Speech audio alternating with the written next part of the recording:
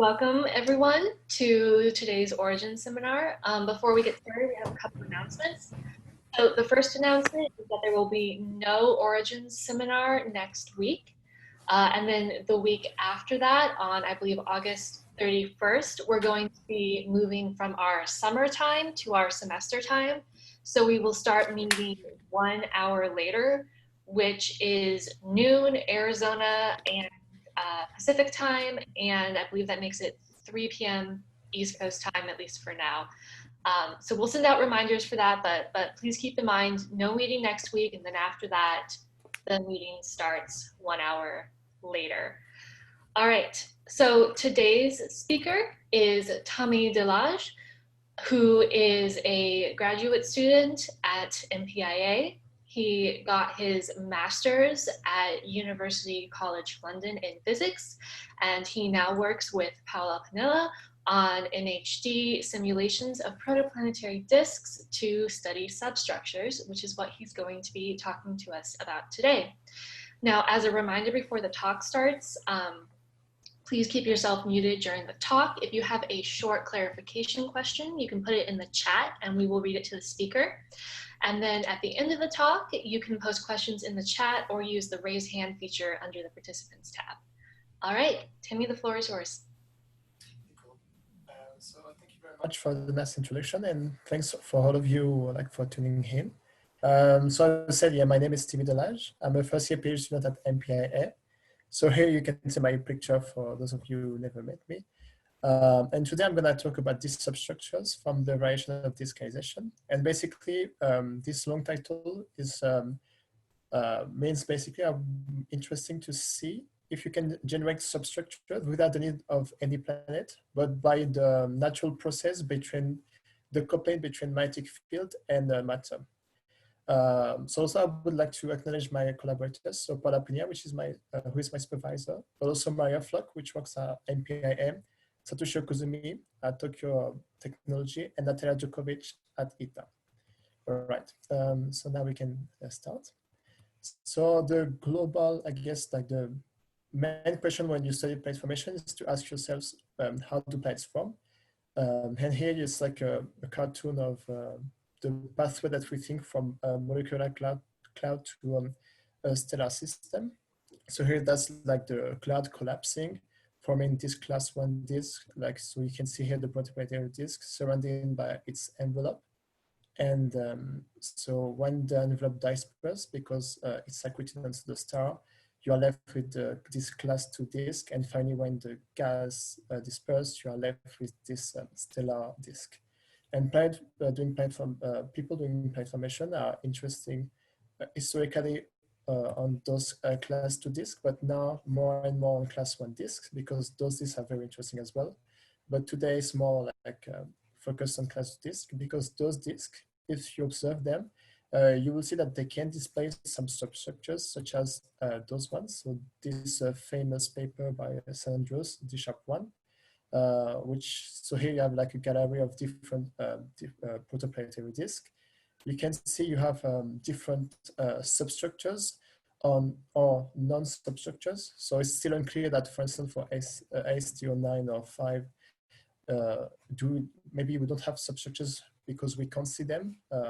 It's maybe because it's unresolved. But anyway, you can see here you have like a large variety of substructures. So here you can see, I hope, those kind of spiral features here, rings and gaps. And here you can even see like a vortex here. So the common point of those substructures is basically that a pressure bump trap millimeter dust particles, because with ALMA we trace a millimeter size particles. And why do we need a pressure bump? We need a pressure bump because from radial drift theory, we expect the dust to drift inward, especially for millimeter, centimeter dust particles. They drift quite fast inward once they reach those sizes. So we need like a mechanism to, something to stop the drift. And pressure bump is like a nice mechanism to stop their drift inward. So now the question is, how can we generate pressure bumps? So you have a bunch of mechanisms. So the famous one, of course, is the forming planet disk interaction, where basically so if you observe a gap, you want to put a planet in, and then you can explain the substructures easily. But it's still unclear that, first of all, this mechanism is only at plane. And second of all, when we observed a protoplanetary disk and we do direct imaging of planets in protoplanetary disk, we only so far confirmed one, maybe two or three in PBS 70 case of planets, but it's kind of hard to prove that these planets are actually, I mean, it's not like clear that planets can be observed easily in protoplanetary disk. So either they are not necessarily related to substructures, so meaning not as we think, or maybe if they are like related, some other mechanism are maybe at play at the same time to generate those substructures. That's why here you have like a bunch of mechanisms.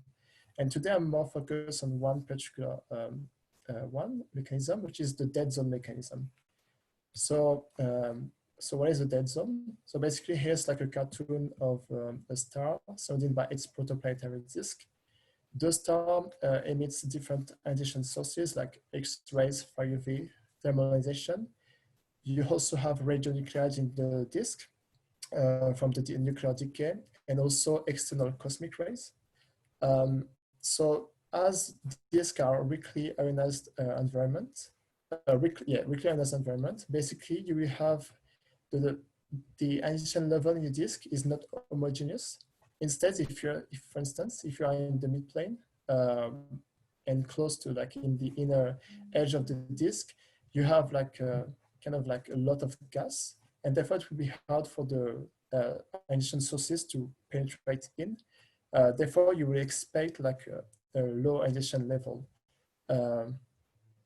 Whereas, for instance, in the midplane still, but outside like very far away from the star, the gas is rarefied. Therefore, it's like easier for the ionization sources to ionize the gas, and therefore you respect high ionization level when you're like far away from the star. So now, if you think of like the angular momentum transplanted disk, you have different mechanisms. One mechanism is the magneto-rotational instability, which is here MRI. And basically what this MRI does is you have magnetic field. The magnetic field wants to couple to the matter and particularly to the charged particles. And by this coupling, you can basically exchange angular momentum. So now, if you are in the ionization level region, you will expect the coupling to be kind of efficient. But now, being in a low ionization level region, it's like easy to see and easy to understand that the ionization is going to be harder and poor just because you have less charged particles for the magnetic field to couple with. So here, when you have in the ionization level, you call this a region an active zone, basically because the MRI can be at play. So you have high ionization level and therefore high turbulence because the angular momentum transfer is very effective. But now if you are in a low ionization level, the MRI can be suppressed and you are left with what we call a dead zone, which basically is a region where the angular momentum is not well exchanged. It's like harder for the field to couple with the matter, and therefore it's like defined by a low turbulence. So between this dead zone region and the active zone region, you have what we call the dead zone at the edge. And here you can see that if like some dust particles drift inward, they will feel first in the active zone high turbulence, but once they reach the dead zone, they will feel low turbulence. So therefore, in the context of structures, therefore trapping, you will expect that this location, the dead zone at the edge, can be like a sweet spot for trapping because just because the particles will feel high turbulence and from high to low turbulence in a very like small AU scale. So the main goal is, can dust particles be trapped close to the dead zone at the edge? Because as I said, the dead zone at the edge is a promising location for trapping particles in the context of this magnetic field coupling with charged particles in disks. So now the motivation behind these questions and why do I want to study further this is because Pina et al. 2016 and some other studies proved that the dead zone at the edge actually can trap. So what they did is they run some dust and gas evolution model, and they showed that dust is actually dust calculation and basically dust growth is actually very effective at this location. So now if you want to understand like how they did, so you need to go back, step back and basically study the dust transport mechanism, sorry.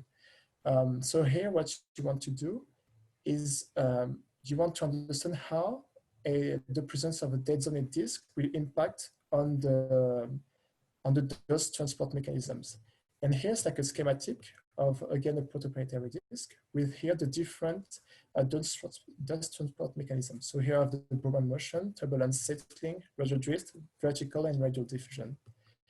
Except for the Brownian motion, all of the dust transport mechanisms are alpha dependent processes, where this alpha is the famous alpha parameter from Shakura and Sunyaev in the alpha disk model.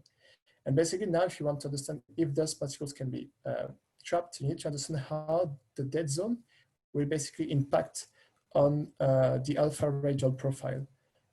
Because this alpha radial profile will then set all the other dust transport mechanism, and therefore you will see whether or not you have trapping. So this is what Pina et al. Did and other studies. So basically they use like this kind of profile here. So here you see that you have it's kind of nicely reproduce what a dead zone will do, because you will have a low turbulence, so low alpha values. And then once you reach the dead zone at the edge, you start to increase the alpha profile and end up to high turbulence. So here that would be the MRI active zone, here the dead zone, and here like kind of transition zone, because of course nothing is like nothing changed sharply. You need to have some transition zone. But so in this study, for instance, they parameterized the impact of the dead zone on the radial profile. So it means that here the dead zone at the edge is arbitrarily located, and also the alpha value in the MRI zone is fixed to 10 to the minus 2. But basically the location of the dead zone at the edge and the values of alpha in the MRI active zone, they're not like derived from any other physics. They are just basically arbitrary like given, and then they run dust and gas evolution model. But we know like two things. We know that first, the disorganization drives the MRI-driven turbulence. MRI-driven turbulence constrains the alpha parameter profile. So therefore, you can infer the disorganization will drive the alpha parameter radial profile. So what I want to say here is the dead zone at the edge and the alpha in the MRI active zone are not arbitrary. They are actually entirely constrained and derived from disorganization for a given disk structure. So now if you really want to understand if dust particles can be trapped close to the dead zone at the edge, you should like try to follow this kind of method. So first you need to obtain an alpha parameter which is self-consistently derived from the disk properties and ionization level during non-ideal MHD calculations.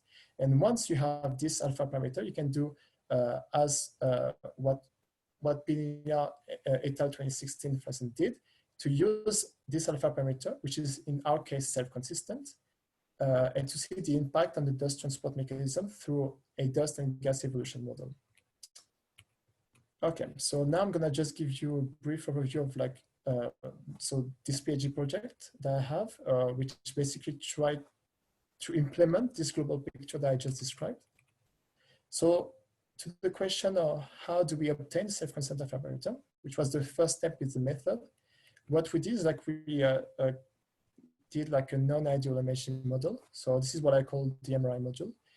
And basically what this non-ideal MHD model does is from the disk properties and ionization level, you will be able to get a radial profile for the alpha parameter, which is completely self-consistently calculated and derived from disk properties and ionization level. So basically that was, for example, this is what was missing in the previous studies, and this is what this MRI module does. So then once you have the alpha profile, we can use this alpha parameter to then see the impact on it, on the dust properties from it. And basically, so to do so, you can use dustpy, which is a dust and gas evolution model. So here, what you can, as an input, you can give the self-constant alpha parameter obtained by this MRI module. You feed it to dustpy. This alpha parameter will set the different dust transport mechanisms as I explained before. And then you will see how the dust and gas react. And at the end, you will have basically the dust and gas properties. So now if you really want to understand how dust particles can be trapped, so first of all, are they trapped close to the dead zone edge? And if so, how does it happen? What you could do is you could combine those two codes. You can combine the MRI module with dustpy. So you can do different kind of coupling. So the coupling 0 is basically you use, as I described before, the MRI module to get the alpha parameter, and then you input the alpha parameter that you got from the MRI module into dustpy, and we'll see basically how the disk properties ionization level will impact on the dust and gas properties through this coupling. Now, if you want to be even more consistent, you can add 2 more coupling. We can first have the gas feedback or gas coupling. So basically here, what it means so once you have the disk properties ionization level, you're able to find the alpha parameter. The alpha parameter will change the gas properties. But now if you change the gas properties, you will have to recalculate the alpha parameter that will again change the gas properties, etc. So it's this kind of a loop that you need to implement. So, and same for the dust particles, but it's a bit more complicated because for the dust particles, so if you have the dust properties, you will change the alpha. By changing the alpha, we will change the dust properties, and therefore we will change again the disk properties and the alpha. So that was the same kind of loop that I just described for the gas. But you also have another feedback, which is basically the micron dust particles are electrons and ions carriers. And therefore, if you change the micron dust particles properties, you will change basically the MRI structure or the turbulence map, if you want, in your disk. So it's kind of one coupling, but with 2 feedback. So then if you really want to be self-consistent and really see whether or not a dead zone mechanism can be a good mechanism to trap particles, that's the kind of picture that you would like to implement. Okay, so now I'm going to walk through the MRI module that we developed, just by giving you a brief overview. So this MRI module is made of 4 different blocks. So the first one is basically to give the disk properties. So for instance, you set what kind of star you're interested in, what kind of dust to gas ratio for the dust particles. Is it a single dust or a distribution for dust particles, etc. From those disk properties and this structure, you will be able to self-consistently calculate the ionization level and then perform for the next steps. So for this talk, the star I will talk about is a Heidelberg star, which is twice the solar mass and 20 times the solar luminosity. And as for the dust properties, I will only account for single dust size particles of 1 micron and the dust to gas ratio of 1%, which is basically what we think is for the ISM value for small particles. So Timmy, okay, so once you, before we go on, we have a clarification question from Andrew Uden, who asked, sure.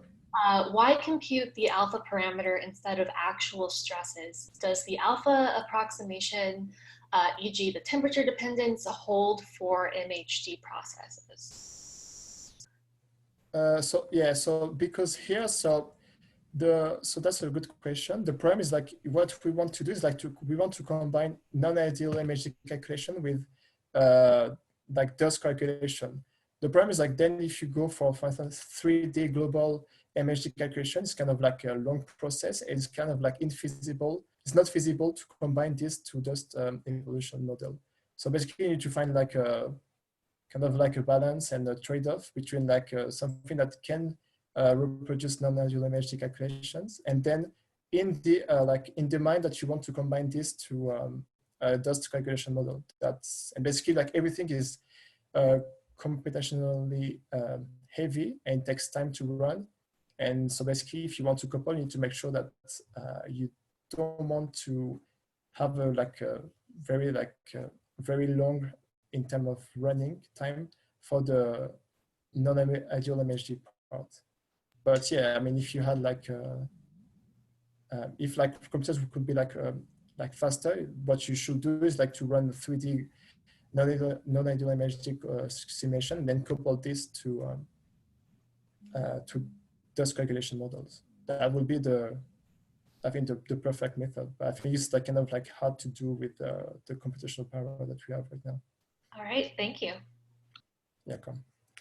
Okay, so once you have these properties, you can then infer the number densities of free electrons, ions, and grains.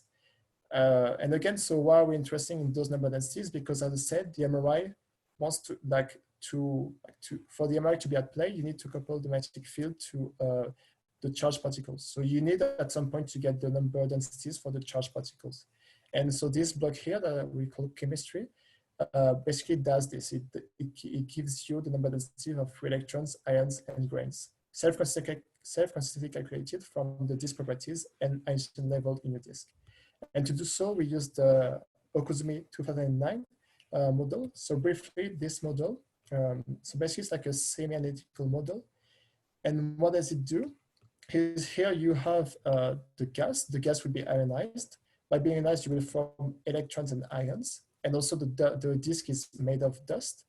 And basically the electrons, ions, neutral, and dust will react to actually reach an equilibrium. And then at this equilibrium, you'll be able to get the number densities that you are interested in. Basically, the Okuzumi model is a very interesting model because the whole ionization equilibrium is encoded into one single master equation. So you need to solve one equation, and it will be able to give you the number densities of electrons, ions, and grains.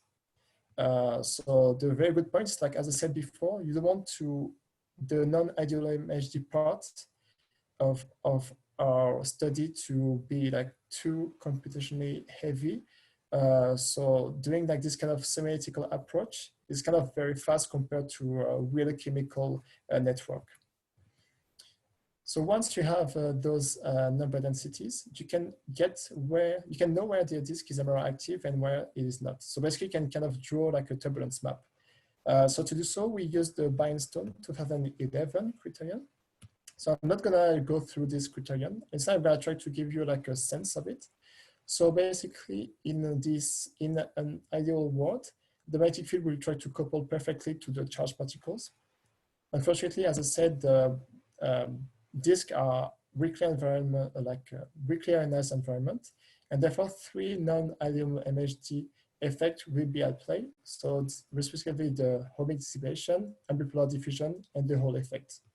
So for the purpose of this study, we neglected the Hall effect because the Hall effect is still a hot debate in the MHD community, and it's still unclear how it will impact on the turbulence.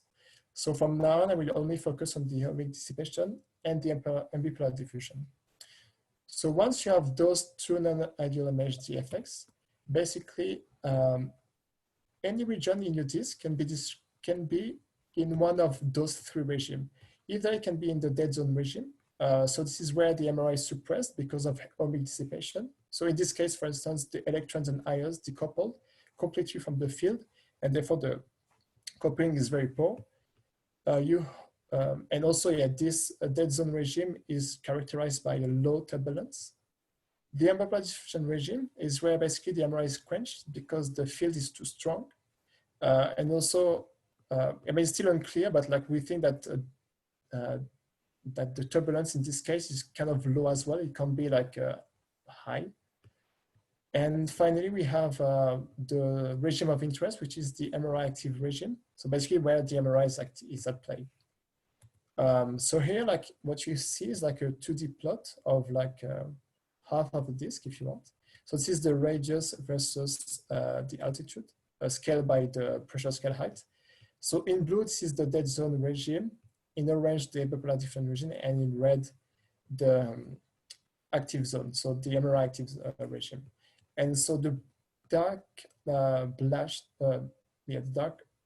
dashed line is basically to give you where what I call the dead zone outer edge is. So in my case, what I call the dead zone outer edge is actually here, in this case, the MRI inner edge, if you want. But basically, it's where the turbulence starts to increase. That's why I call the dead zone outer edge. So for me, like ambient diffusion is still like kind of like a dead zone because the turbulence is considered as low. So once you have this turbulence, Timmy, before we go on, yes, I have a couple of clarifying questions from yeah, Octavio sure. and Neil asking how you determine your initial disk properties. So Octavio is interested in the temperature at the disk midplane, and Neil wants to know how you choose the field strength for the turbulence. Okay, so very good question. So for the turbulence, so basically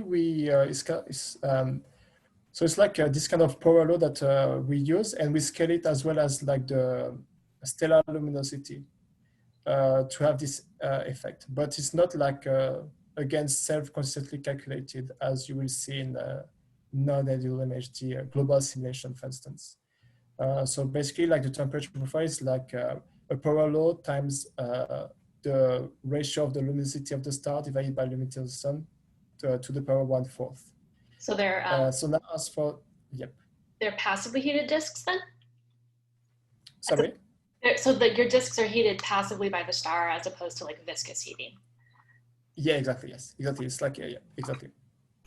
It's not viscous heating in this case. But I guess like it's like a good point that we should try to then go further and like add the viscous heating and those kind of things.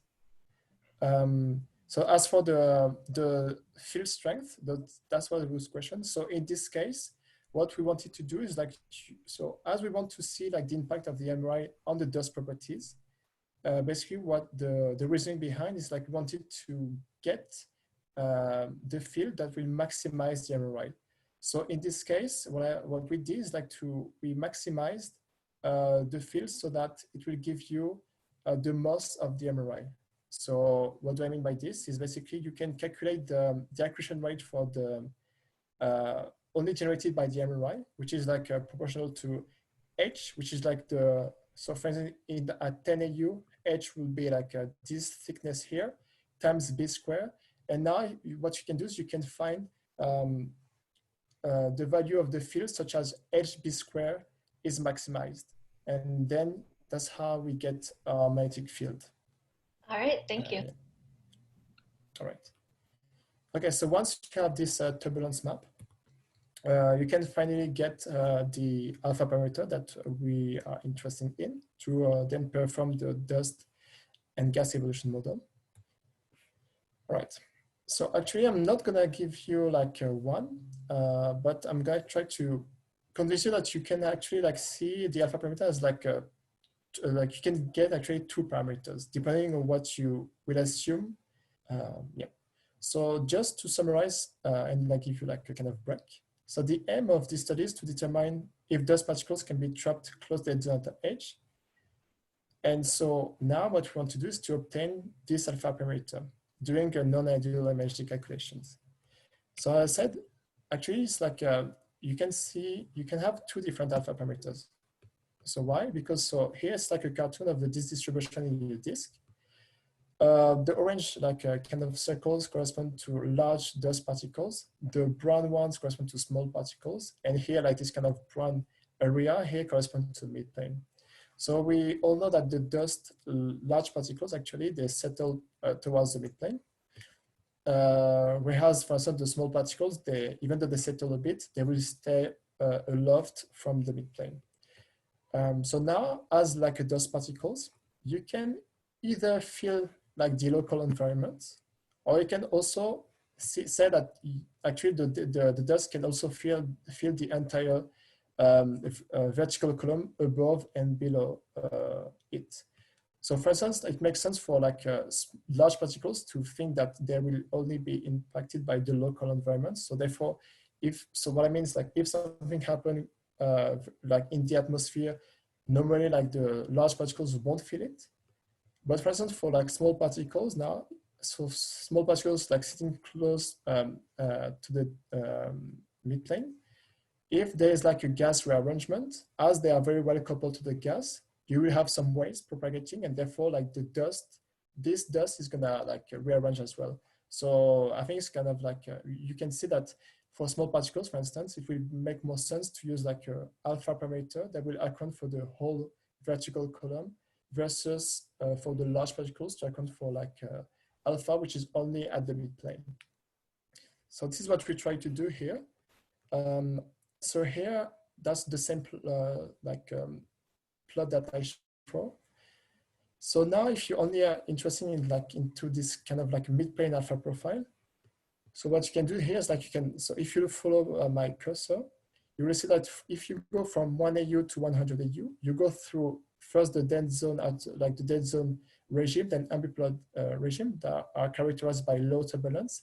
And then suddenly at the dead zone outer edge or MRI inner edge, you like the turbulence will start increasing because you are in the MRI active region. So basically for the alpha parameter, you will expect that the alpha parameter will be like very low. So like the 10 to minus 4, for instance. And once it reaches like this dashed line, it will like increase to like a value like for 200 AU. And you will expect kind of like a jump here because as you can see, like it's kind of like a sharp, sharp transition between like the low turbulence and high turbulence. It happens like in like some AU. So to do so, what we did is basically we parameterized this by using this tangent hyperbolic function.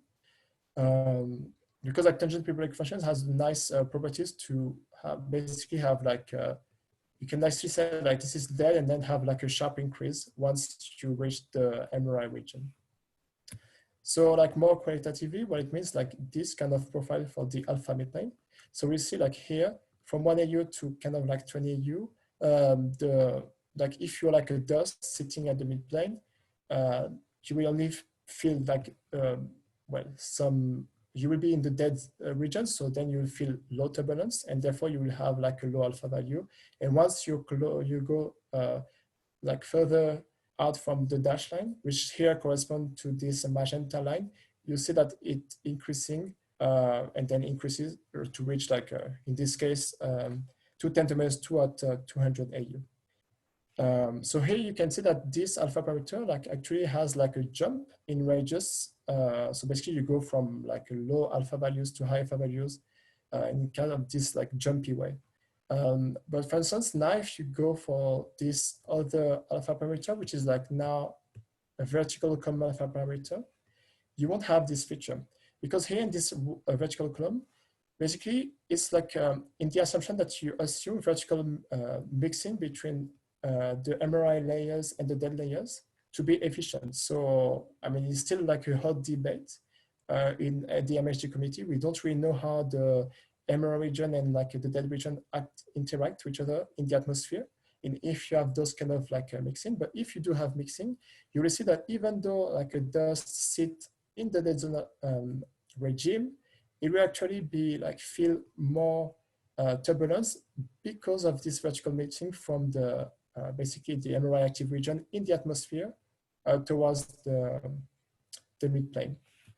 And here, what you will expect then is like you won't expect any jumpy behavior for the alpha. You actually expect like a very smooth alpha and a very smooth increase from the dead zone, so like the blue towards like the red. And this is exactly what we have here. You have no jump, and you have like just a smooth increase from dead to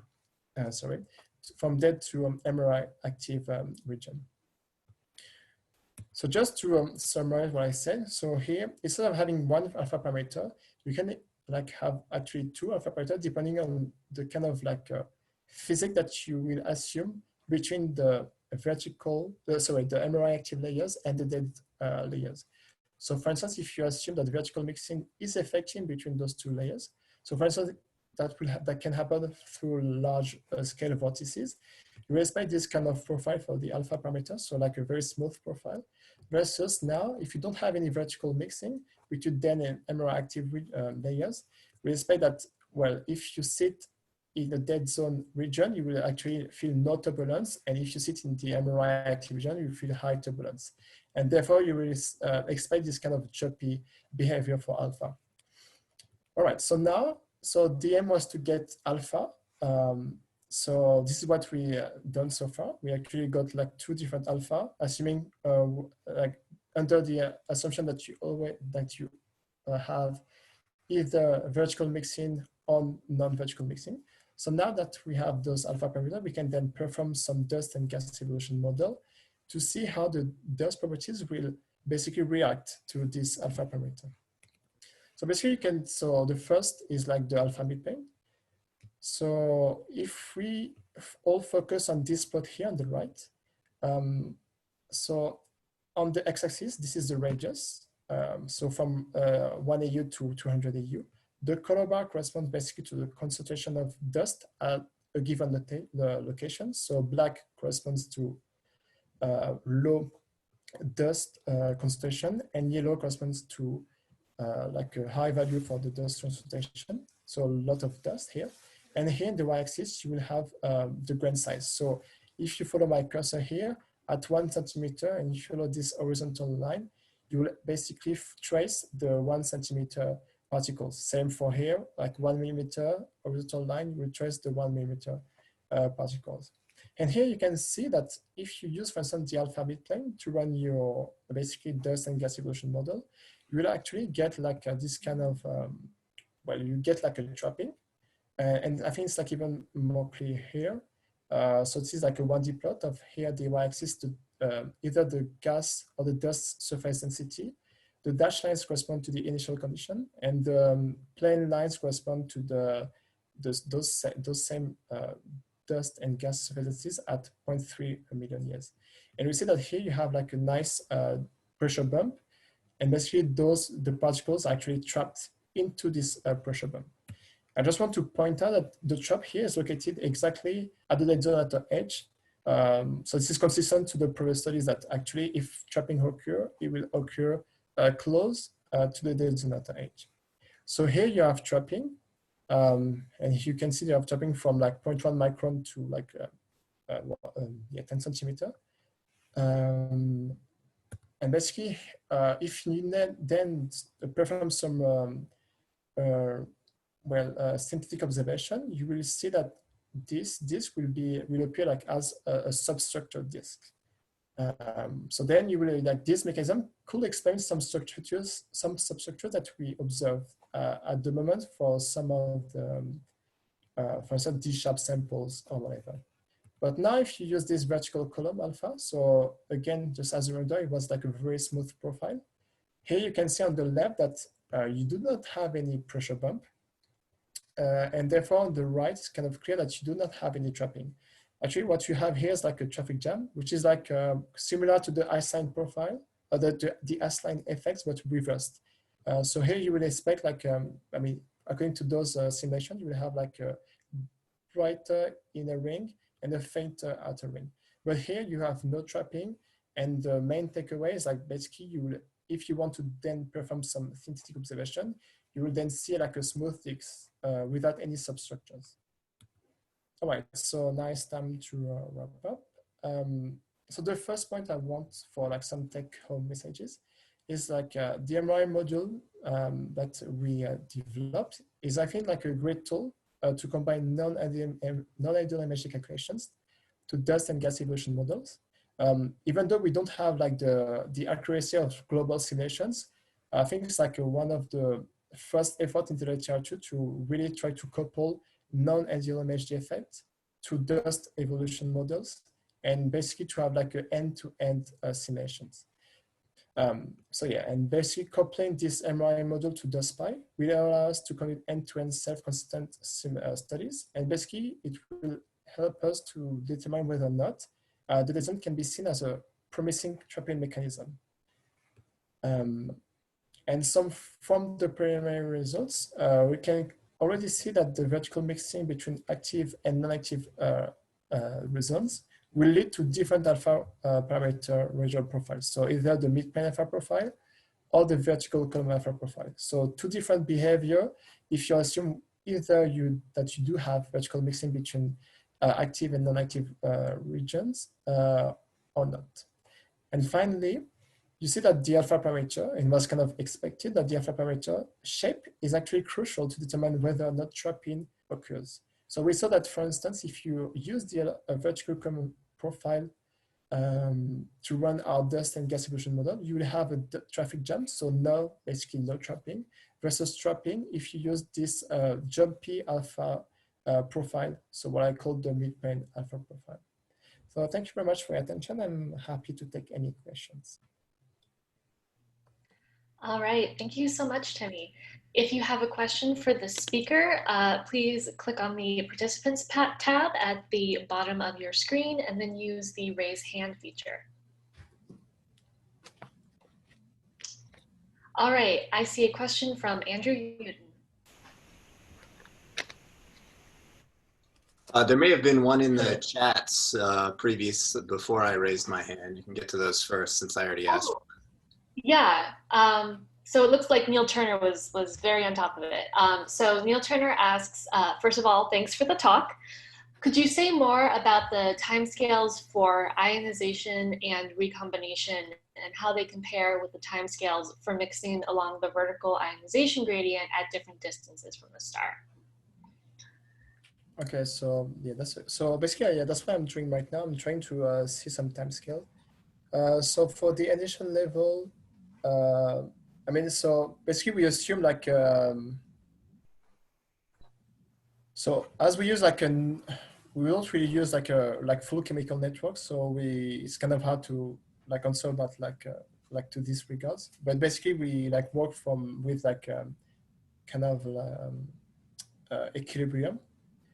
But yeah, so according to like some people like talk of for like the chemistry side, like you will expect that the chemistry like actually like can reach equilibrium, which is like kind of like fast compared, for example, to the viscous timescale.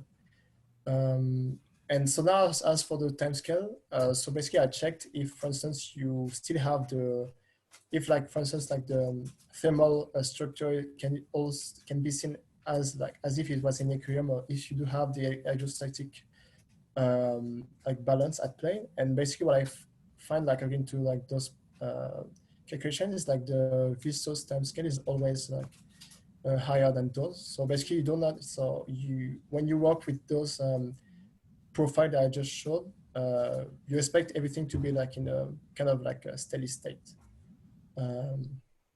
Yes, but yeah, for like the initial level, I think it's like I can't really like answer this question. I really need to think about it. All right, thank you. So the next question is from Devajan Sengupta, who asks, what is the typical Stokes number of the particles in the dead zone outer boundary? If you include particle growth, would that result in more dust concentration? Also, how would the results change if you include HD instabilities, especially SI? So that's several questions. If you open up the Zoom chat, you can see them. But the first one is, what is the typical Stokes number of the particles in the dead zone outer boundary? So that's a good question. I haven't checked this. I just work with the dust size rather than the Stokes number itself. Mm-hmm. That's actually a good question.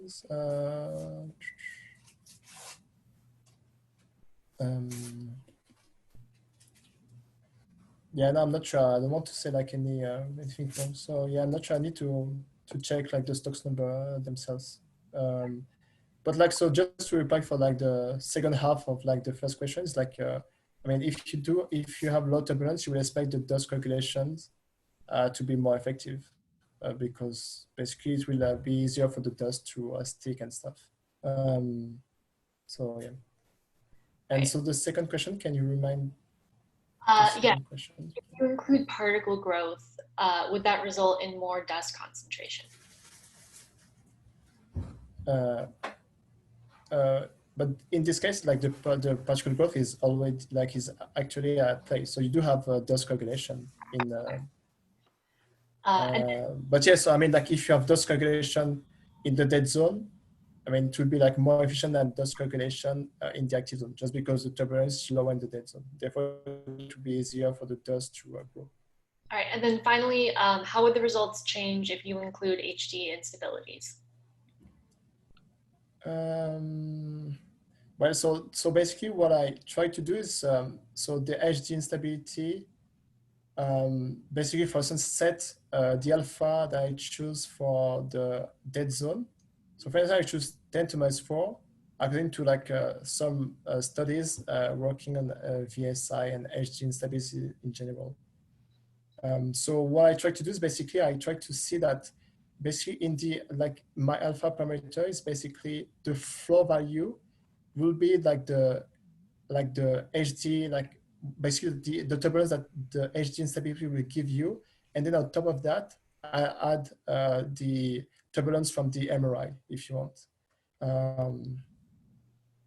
But yeah, that's a very good question.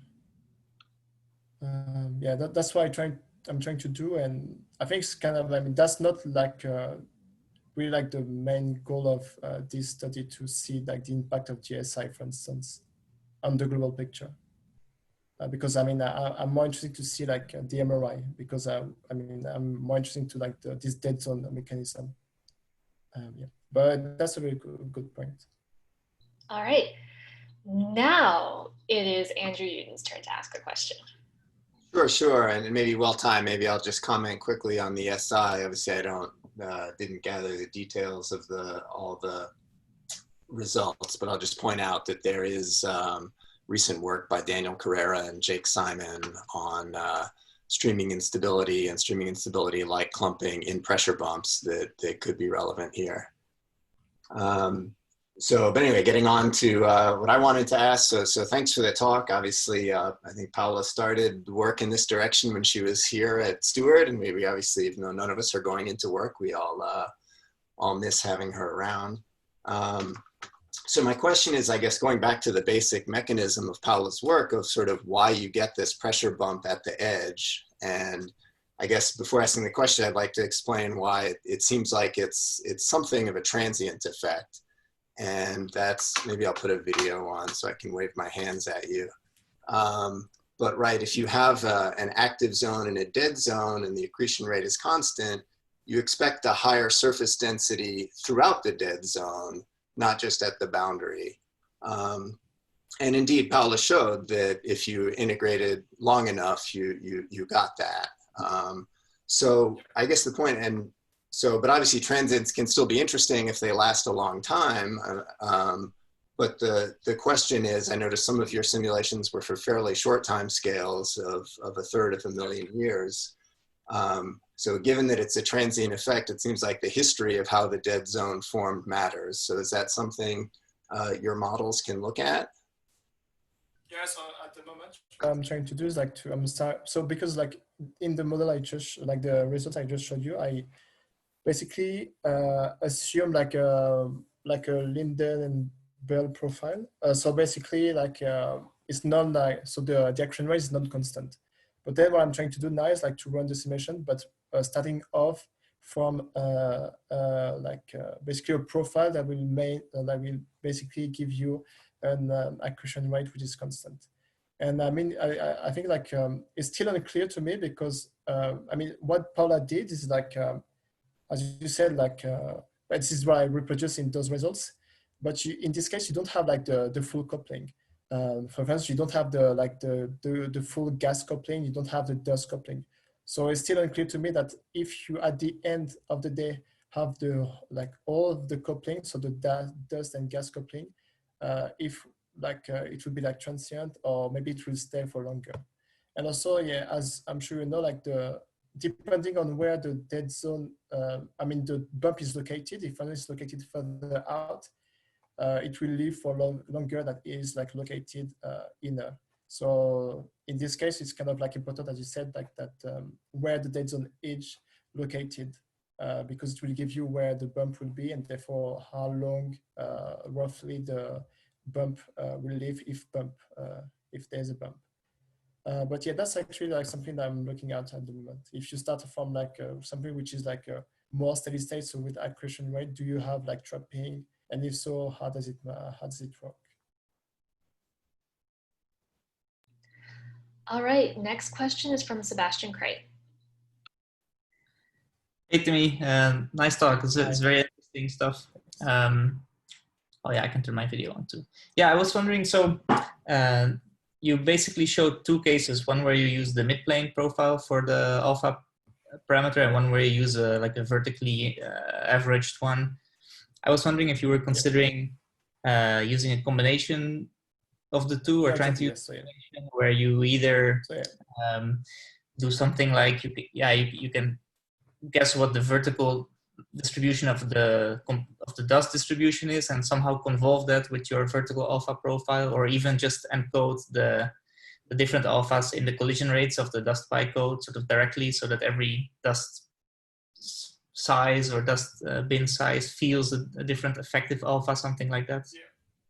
Yeah, so basically that's the plan. So here I just showed you like those two kind of extreme, but obviously I think like for instance, like for settling and vertical diffusion, you will expect that if like you need to choose like an alpha parameter, you for instance choose the vertical alpha parameter. Whereas for like a drift, a radial diffusion, etc., you will choose like the midplane alpha profile.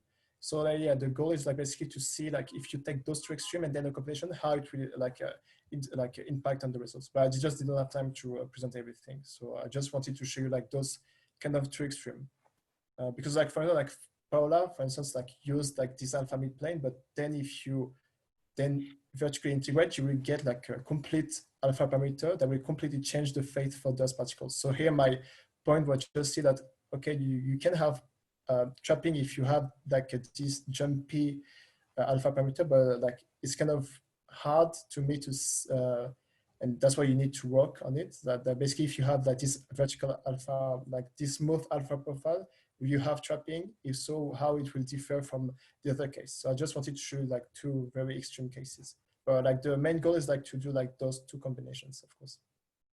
Cool, thanks. All right, do we have any final questions for Timmy? Okay, I'm not seeing anything. So I just want to remind everyone once again that we will not have an origin seminar next week. And then the week after that, we are going to be moving the origin seminar to start 1 hour later. And we will continue to use that time for the rest of the semester. So I will see you all in 2 weeks. Now I would like to encourage everyone to unmute themselves and thank the speaker for an excellent talk. Thank you very much. Thank you. Thank you, Timmy. Thank you very much.